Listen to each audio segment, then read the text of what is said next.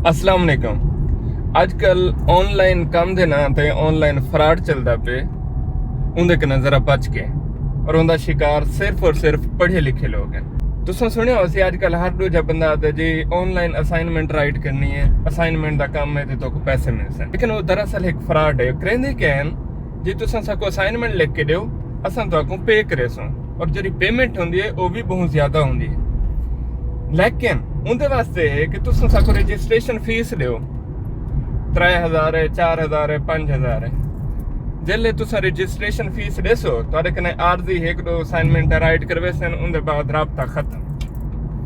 दूजा क्या करें तो ये भी आदन कि तुस अपनी सारी कॉन्टैक्ट लिस्ट जी है उस शेयर कर दो, वो तुस शेयर कर देंगे वे बुलाओ व्हाट्सएप बने उनके उत्ते तुहारी तस्वीर ला के तुहारे सारे कॉन्टैक्ट को राबता करेंगे। जिमें असाइनमेंट का काम करेंदा पिया, इंदे ते बड़े पैसे हैं, तुसा भी ज्वाइन करो। मैं खुद कमती पिया, ये प्रूव है, लिहाजा तुसा ज्वाइन करो। ई हिसाब नाल एक चैन बन वेंदी है। जेड़ा बंदा ज्वाइन थींदे वो खुद ही जलील थींदे ते ओ जेड़े कॉन्टैक्ट शेयर करेंदे वो भी जलील थींदे।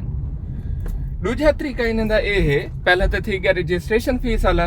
दूजा तरीका ये है कि एक एप्लीकेशन हो सी भी था अकाउंट बनाओ तो को असाइनमेंट मिल सी, और असाइनमेंट तो राइट करके देंदे वे तो को चंगे भले डॉलर शो थी ने। ये मेरे को एक प्रोफेसर ने भेजे, मैं स्क्रीनशॉट भी लेना। हुण उंदे जरा उन्हें काम किते जी $1700 अकाउंट शो थी गए, ये भी तुम्हारी रकम है, तुसा कटवा सकते वे। प्रोफेसर साहब ने हाल $1700 मिल गए, हुण ते बस पैसे आवन पै गए। ते अगों उन्हें डिमांड की है जिले विड्रा करो तो विड्रा करन वेले वो एक कोड मंगदे भी। हुण कोड ते क्या करना है भी, कोड वास्ते है तुस $150 पे करो तो आपको कोड मिल सी, भला तुस $1700 कटवा सकते हैं। प्रोफेसर साहब ने स्क्रीनशॉट सीखे मेरे को भेजे सी, है सही इंदा दसो क्या करूं।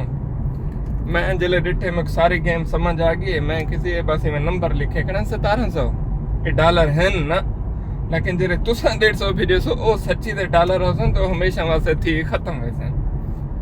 तो लिहाजा इस तरह के स्कैम चलते पेन और इनका शिकार सिर्फ पढ़े लिखे एजुकेटेड लोगों को किया वेंदे।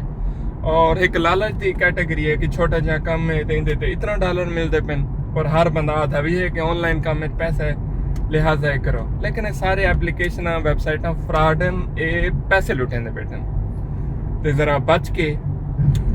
दूजा अगर तुसा काम करना भी है, फ्रीलांसिंग करने है, कशा करने, उनके एक ऑथेंटिक प्लेटफॉर्म है, अपवर्क है, फाइवर है, जेरे वेन, और वो तोरे कने एडवांस नहीं गिनदे, बिल्कुल नहीं गिनदे। जेरी तुसा कमांदे वे हुंदे चो यो अपना कमीशन चा गिनदे, तो आपको अपनी जेब ही चो नहीं देना होंदा। लिहाजा अगर फ्रीलांसिंग करनी है, कंटेंट राइटिंग का काम करना है या असाइनमेंट का करना है, उनके वास्ते जरूरी है कि तुसा फाइवर ते, अपवर्क ते या कहीं रिलायबल प्लेटफॉर्म ते वर्क करो। इमें कहीं को रजिस्ट्रेशन की मद ना 5000 दो, ना 500 दो, ना $150 दो। ये पैगाम सारे को शेयर करो। चंगे भले अजकल ज्यादातर साढ़े सराकी वसेब, क्योंकि असा बावफा लोग हूँ, सराकी जेरे हूँ, सीधे साधे हूँ, सिंपल हूँ, इतबार करें हूँ, यकीन कर गए हूँ, तो उन्हें तक मैसेज शेयर करो कि असाइनमेंट वाला जरा काम है ये सारा कूड़ है, इन्हें कने बच के कहीं को 500 5000 कोई रजिस्ट्रेशन फीस न दो। अगर तुम्हारे अकाउंट कोई डॉलर आई खड़न तो उन्हें कहो बाबा इन्हों कट गिनो 20% 3% क्या 50% कट गिनो, बाकी सबको बुला दो, अपनी जेब भी कहीं करना दो। शुक्रिया, सलामत रहो, वसते रहो।